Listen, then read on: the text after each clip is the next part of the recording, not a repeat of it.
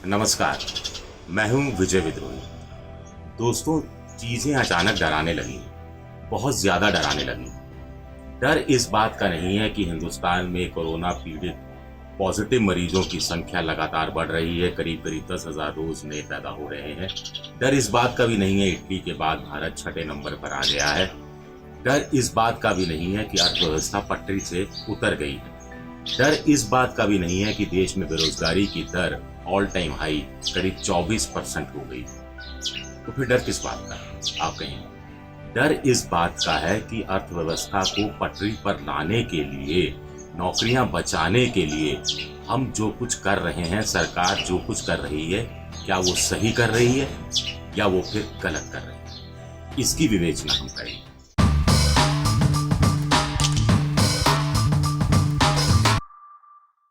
अभी हमने जो रास्ता चुना है, अर्थशास्त्रियों के अनुसार वो बड़ा परंपरागत, वो बड़ा बीच का रास्ता है। अमेरिका क्या कर रहा है? अमेरिका नोट छाप रहा है।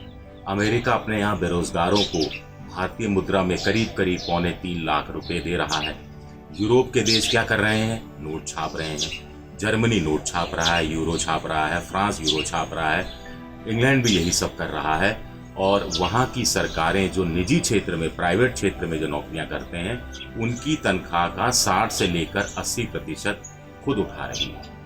लेकिन हम ऐसा नहीं कर रहे। हम कह रहे हैं कि हम नोट नहीं छापेंगे, क्योंकि अगर हमने नोट छापे तो उससे अंततः महंगाई दर बहुत ज्यादा बढ़ जाएगी। हम कह रहे हैं कि हम नोट इसलिए नहीं छापेंगे क्योंकि हमें जो फिस्कल डेफिसिट है वो हमें 3.5% जीडीपी का रखना है, उतना ही रखना है। हालांकि विशेषज्ञों का कहना है कि ये 3.5% नहीं होके करीब 4-4.5%, 5% तक लोग कहते हैं। और अगर हमने नोट छाप दिए और महंगाई बढ़ गई तो भी ये 7-7.5% से ज्यादा नहीं जाएगा, जो मौजूदा वक्त में, जबकि हम बहुत बुरी स्थिति से गुजर रहे हैं, ऐसे में ये करना, एक प्रयोग जो करना, वो ठीक रहेगा। लेकिन भारत सरकार नहीं रही है। अभिजीत बनर्जी जैसे जो अर्थशास्त्री हैं, जो नोबेल प्राइज मिला है, वो भी इस तरह की राय सरकार को दे रहे हैं। लेकिन सरकार कान तक धरने के लिए तैयार नहीं है, यही सबसे बड़ी बात है। अभिजीत बनर्जी कह रहे हैं कि आप पैसा डालो, और ज्यादा पैसा डालो, नोट छापो, बाजार में नोट डालो। इससे क्या होगा कि डिमांड बढ़ेगी। जब डिमांड बढ़ेगी तो सप्लाई बढ़ेगी। जब सप्लाई बढ़ेगी का मतलब है प्रोडक्शन बढ़ेगा। जब प्रोडक्शन बढ़ेगा तो इससे नौकरियां बढ़ेंगी। जो नौकरियां चली गई हैं वो वापस आएंगी। एक सिंपल सा फॉर्मूला दिया गया है। हालांकि इस फॉर्मूले की वकालत बहुत सारे और लोग भी कर रहे हैं, राहुल गांधी भी कर रहे हैं, लेकिन कुछ लोग कह रहे हैं कि इससे कुछ हल नहीं होने वाला, क्योंकि भारतीयों में बचत की आदत ज्यादा होती है। कुछ लोग ये भी उदाहरण दे रहे हैं कि खाते में पैसा ज्यादा डालेंगे तो इसका मतलब ये नहीं है कि लोग खर्चने लगेंगे।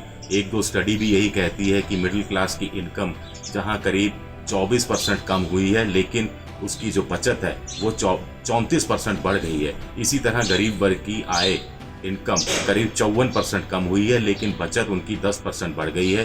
जनधन योजना के तहत कोविड-19 से पहले अकाउंट में कुल मिला के जितने अकाउंट है 28-30 करोड़, उसमें 1,17,000 करोड़ रुपए थे। 3 मई को ये बढ़कर 1,35,000 करोड़ रुपए हो गए, यानी करीब करीब 20,000 करोड़ की जंप। जब सरकार ने 2-2 महीने का 500-500 रुपए के हिसाब से महिलाओं के जनधन अकाउंट में पैसा डाला, यानी लोगों ने पैसा वहां से निकाला नहीं। 1 जून को ये संख्या जरूर घटकर 1,31,00,000 हो गई, यानी करीब करीब 3,000 करोड़ रुपए निकला, लेकिन उसमें से भी ज्यादा पैसा फर्टिलाइजर की खरीद में और बीज की खरीद में गया। तो इसलिए लोग इस तर्क से सहमत नहीं हो रहे हैं। लेकिन बार बार ये कहा जा रहा है कि अभी हम जिस रास्ते पर चल रहे हैं उससे हमें कुछ बीच का रास्ता जो है उससे कुछ हल होने वाला नहीं है, क्योंकि हम बाजार में ज्यादा पैसा भी नहीं डाल रहे हैं और कंपनियों के लिए भी हम लोन दे रहे हैं। आखिर ऐसे वक्त में जब बाजार में मांग ही नहीं है तो कौन कंपनी वाला है जो सरकार से लोन लेगा, रिस्क उठाएगा, जोखिम उठाएगा, प्रोडक्शन बढ़ाएगा, जबकि सप्लाई ही नहीं होगी। जब सप्लाई नहीं होगी तो वो प्रोडक्शन बढ़ा के क्या कर लेगा?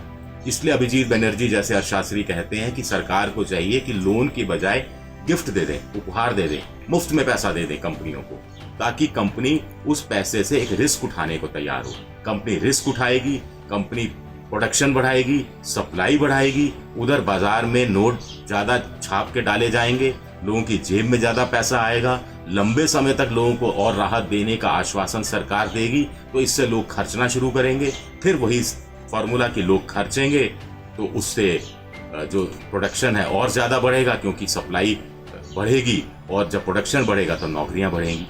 इसके अलग साइड इफेक्ट हैं, उसकी बात फिर हो रही है कि इसके साइड इफेक्ट हैं जो अर्थव्यवस्था को नुकसान दे सकते हैं। लेकिन जब आईसीयू में मरीज होता है तो मरीज की जान बचाना ज़्यादा ज़रूरी होता है, साइड इफेक्ट्स की चिंता नहीं की जाती। जब मरीज की जान बच जाएगी तो साइड इफेक्ट का इलाज भी अपने आप हो जाएगा। क्या मोदी सरकार इन चीज़ों को मानेगी?